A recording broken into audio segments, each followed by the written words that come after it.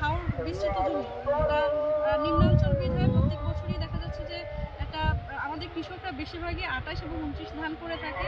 গত বছরও আমরা বারবার প্রচারণা চালিয়েছি প্রশিক্ষণের মাধ্যমে, মাঠ দিবসের মাধ্যমে, যেন ২৮ ২৯ না করা হয়। তারপরে এবছর দেখলাম যে ২৮ ২৯-এর পরিমাণ একেবারেই নেই বললেই চলে।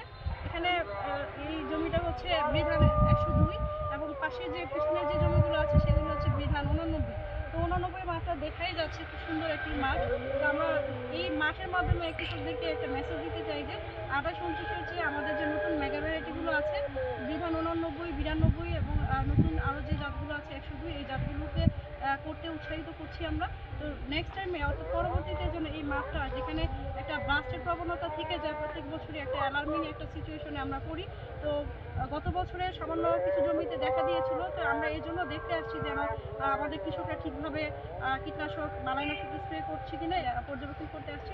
তো দেখলাম যে কৃষকরা মোটামুটি সচেতন আছেন। এখানে কিষানীরাও আছেন, কৃষক ভাইয়েরাও আছেন, সবাই এখানে সচেতন। সবাই আজকে নিজেরা দেখলাম যে তাদের জমিগুলোতে স্প্রে করছে, বালাইনাশক স্প্রে করছে এবং ব্লাস্টের তেমন একটা প্রাদুর্ভাব নেই বললেই চলে।